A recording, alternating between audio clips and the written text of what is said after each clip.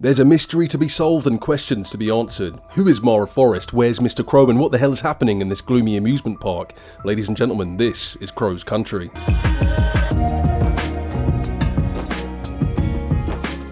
When the game begins, we assume the role of Special Agent Mara Forrest. Now, Mara's objective is to locate Edward Crow, who's not been seen in some time, and the owner of the Crow Country amusement park. You have two game modes to choose from: Survival Horror, which is the normal difficulty, as well as Exploration Mode, which allows you to play the game without being attacked. Now, the opening section serves as a tutorial, with Mara being able to shoot, reload, run, and use her flashlight. You can also move with the directional buttons if you want that old school feel, and R3 will allow you to rotate the camera. Now, the gun controls in a manual fashion. You can see your laser sight on screen and need to aim accordingly. Now, the reticle does move slightly whilst aiming, so take that into consideration. You have an inventory menu, but you won't need to worry about inventory management. There's enough space to hold all of the items in the game. Now, if you are holding the max amount of a certain item, you simply won't be able to carry any more. Now, if you've played Resident Evil, then this is music to your ears. Mara's health state can also be monitored in this menu, but you can tell when you're close to death as Mara's animation changes. The first set of enemies that you run into appear to be mutated humans that look like me after a 2-day bender. They're slow, don't do much damage, and are easily killed with 1 or 2 headshots. Now, you should always be aiming for headshots, and the reticle is quite generous with the size of enemy hitboxes.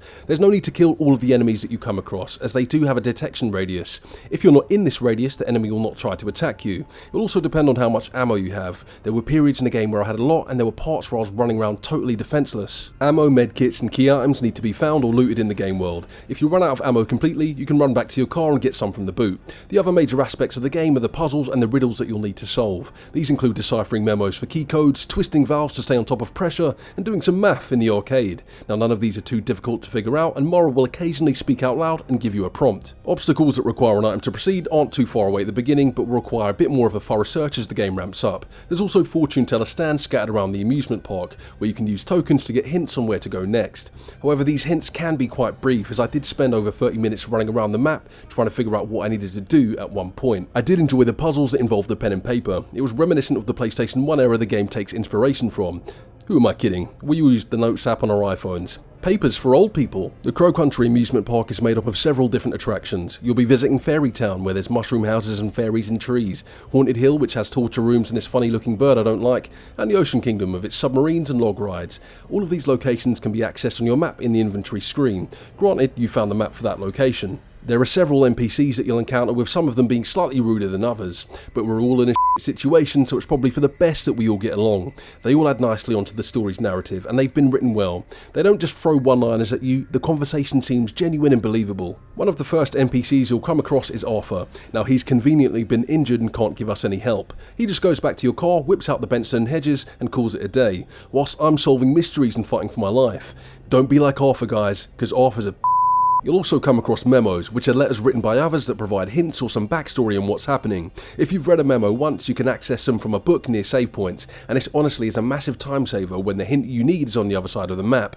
There's a save point in each area. When you die, you respawn back at your last save state in true PS1 fashion. That's right, lads, there's no auto-saves to wipe our asses on this one. Save frequently, or you'll be doing all that again. There's a variety of different enemy types, and eventually each area gets filled with more of them. When you kill all of the enemies in the location, they seem to stay dead until you further progress in the story.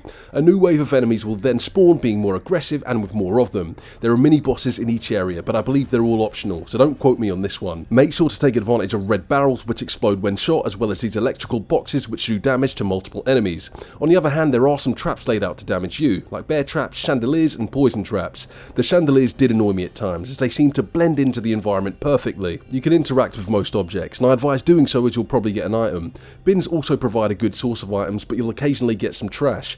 Fake items eventually appear that will damage you when picking them up. You can tell they're fake as Mara's text prompt will be slightly different. There are a few weapons to unlock, but you'll have to solve puzzles to gain access to them. Weapon upgrades are also scattered around, so keep your eyes peeled. You'll pick up ammo for certain types of weapons far before you gain access to them. I was actually getting concerned that I'd missed out on loads of weapons. Don't worry, you will find them eventually. Crow Country is a balanced game in terms of its difficulty. Enemies can be killed easily if you've got the ammo, or you can just run away from them. The puzzles puzzles and riddles require some brain power, but again, nothing that's overly taxing. For me, the devs got the balance perfect. I don't want to play Sudoku with guns. I wanted a good survival horror experience, and that's exactly what I was given. The art style is clearly inspired by the PS1 era of games, combined with the eerie ambient music playing in the background. This is further amplified by the flickering lights and this crow that you wouldn't want to see late at night. It really does feel like you're back in the 90s. Some of the music reminded me of what you'd hear in Final Fantasy VII.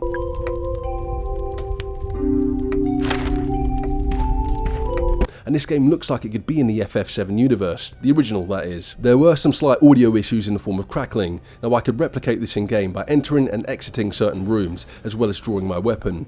These were no big deal and essentially unnoticeable, but apart from that the game is very polished and bug free. Once you finish the game you're given a rank on how well you've played, which factors in the amount of medkits used, hints used at the fortune teller, lives used, and how many secrets you've located. You gain bonus items that can be used in new playthroughs dependent on your ranking. You can either start a new game with access to bonus items or go back to your last save before the final area. Here you can rack up some secrets and collectibles. Crow Country took approximately 6 hours to complete and cost me £16 or $20. The gameplay was excellent. I like the aesthetics, story narrative, as well as the atmosphere of the amusement park. If you enjoy survival horrors or even retro style games, then I think you're going to enjoy this one. There is a replayability factor in terms of getting a better ranking and unlocking more equipment, and I believe the game has been priced correctly. No bugs, no microtransactions, and no day one patches for this one, lads. Ladies and gents, subscribers and non-subscribers, thank you for stopping by. Don't forget to leave a like if you enjoyed the review, it's much appreciated. Leave a comment if you have anything to say, I will reply. And subscribe if you want to see more content just like this, where we'll be covering new releases. That's all I've got today, folks. Peace out.